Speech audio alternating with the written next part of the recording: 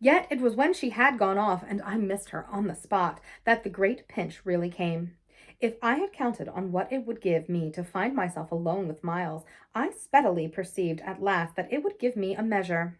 No hour of my stay, in fact, was so assailed with apprehensions as that of my coming down to learn that the carriage containing Mrs. Gross and my younger pupil had already rolled out of the gates.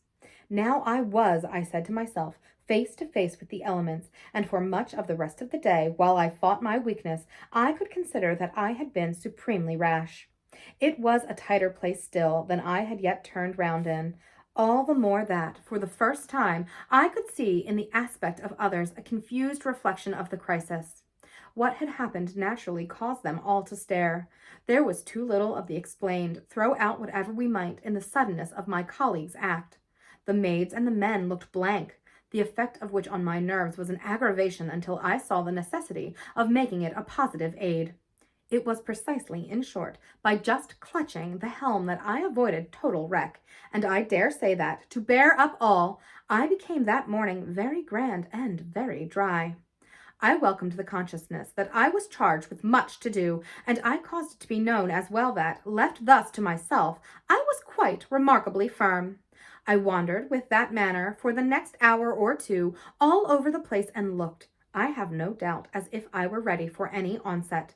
So, for the benefit of whom it might concern, I paraded with a sick heart.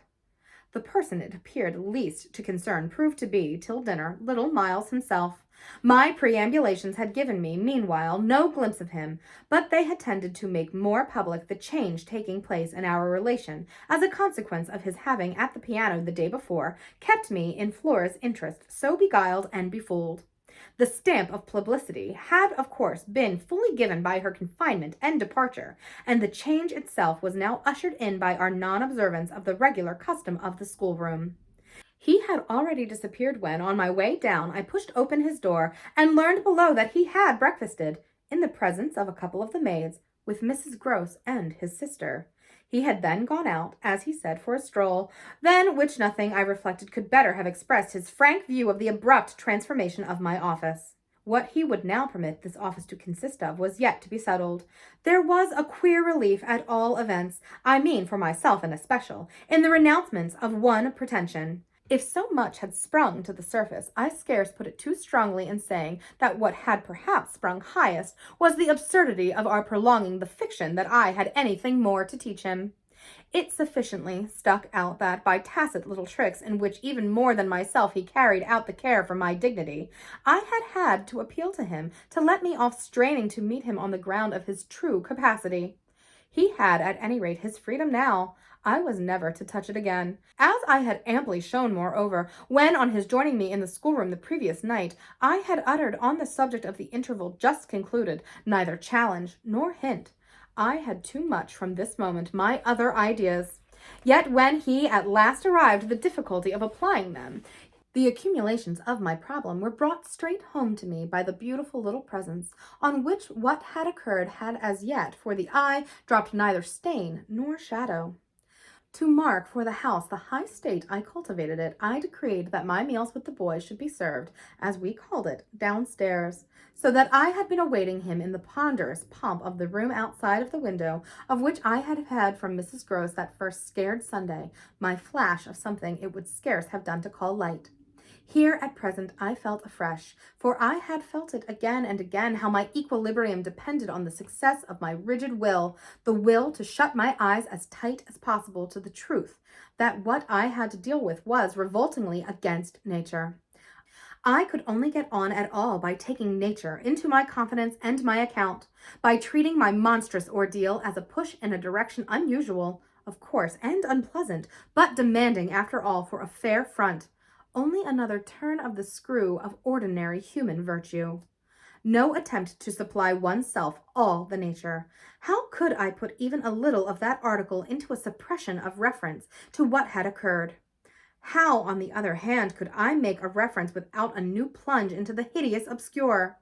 Well, a sort of answer after a time had come to me, and it was so far confirmed as that I was met incontestably by the quickened vision of what was rare in my little companion. It was indeed as if he had found, even now, as he had so often found at lessons, still some other delicate way to ease me off. Wasn't there light in the fact that, as we shared our solitude, broke out with a specious glitter it had never yet quite worn? The fact that, opportunity aiding, precious opportunity which had now come, it would be preposterous with a child so endowed to forego the help one might wrest from absolute intelligence. What had his intelligence been given him but for to save him? Mightn't one to reach his mind risk the strength of an angular arm over his character? It was as if when we were face to face in the dining room, he had literally shown me the way. The roast mutton was on the table, and I had dispensed with attendance. Miles, before he sat down, stood a moment with his hands in his pockets, and looked at the joint, on which he seemed on the point of passing some humorous judgment. But what he presently produced was, "I say, my dear, is she really very awfully ill?" Little Flora, "Not so bad but that she'll presently be better. London will set her up." Bligh had ceased to agree with her. "Come here and take your mutton." He alertly obeyed me, carried the plate carefully to his seat, and when he was established, went on. Did Bligh disagree with her so terribly suddenly? Not so suddenly as you might think. One had seen it coming on. Then why didn't you get her off before? Before what? Before she became too ill to travel. I found myself prompt. She's not too ill to travel. She only might have become so if she had stayed. This was just the moment to seize. The journey will dissipate the influence. Oh, I was grand, and carry it off. I see. Miles, for that matter, was grand, too. He settled to his repast with the charming little table manner that, from the day of his arrival, had relieved me of all grossness of admonition. Whatever he had been driven from school for, it was not for ugly feeding. He was irreproachable, as always today, but he was unmistakably more conscious. He was discernibly trying to take for granted more things than he found, without assistance, quite easy, and he dropped into peaceful silence while he felt his situation. Our meal was of the briefest, mine a vain pretense, and I had other things immediately removed. While this was done, Miles stood again, and with his hands in his little pockets and his back to me, stood and looked out of the wide window through which, that other day, I had seen what pulled me up. We continued silent while the maid was with us, as silent, it whimsically occurred to me, as some young couple who, on their wedding journey at the inn, feel shy in the presence of the waiter. He turned round only when the waiter had left us. Well, so we're alone.